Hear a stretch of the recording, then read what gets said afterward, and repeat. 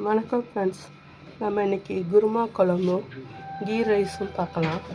First kurma குழம்புக்கு தேவையான அளவுக்கு தேங்காய் கொஞ்சம் எடுத்து வச்சுருக்கேன். இது கூட 4 பாதாம் பருப்பு, ஒரு துண்டு பட்டை, கிராம்பு, சோம்பு, அப்புறம் இது கல்பாசி, கொஞ்சம் ஒரு அரை டீஸ்பூன் அளவுக்கு பொரிகடலை, அப்புறம் ஒரே ஒரு ஏலக்காய். ஏலக்காயை அந்த உள்ளே இருக்கிறத மட்டும் போடுங்க, வெளியே இருக்கிறத எடுத்துடுங்க. கொஞ்சம் இஞ்சி பூண்டு பேஸ்ட்டு, ஒரு பச்சை மிளகாய் இவ்வளோத்தையும் சேர்த்துட்டு நல்லா நைஸாக அரைச்சிட்டு காமிக்கிறேன். அளவுக்கு நைஸாக அரைச்சிக்கோங்க. தேங்காய் எண்ணெய் 2 ஸ்பூன் எண்ணெய் ஊற்றிக்கோங்க. எண்ணெய் காஞ்ச உடனே கடுகு, உளுந்து, ஒரு 1/4 டீஸ்பூன் ஜீரகம், நல்ல ஜீரகம், இது பெருஞ்சீரகம்,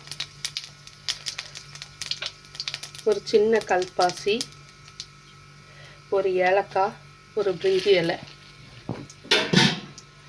அதுக்கப்புறம் கருவேப்பிலை,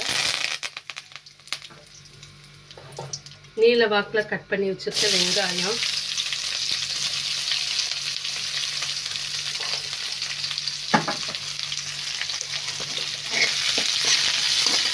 நல்லா வதக்கிக்கணும். கண்ணாடி பதம் வரணும்.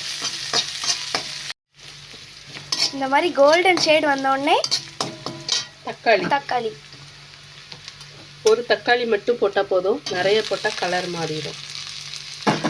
சும்மா ஒரு டேஸ்ட்டுக்கு தான். இதில் உருளைக்கிழங்க வேக வச்சு பொடிசாக கட் பண்ணி வச்சுருக்கேன், அதையும் இதோட கலந்துடலாம்.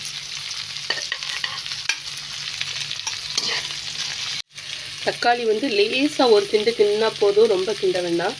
இப்போ நம்ம அரைச்சி வச்சுருக்க அந்த தேங்காய் விழுதை ஊற்றிடலாம். மிக்ஸி கழுவி கொஞ்சம் ஜாரில் கழுவி கொஞ்சம் தண்ணியும் ஊற்றிக்கோங்க. தேவையான அளவு திக்னஸ்க்கு இதுக்கு தேவையான அளவுக்கு உப்பு போட்டுக்கோங்க.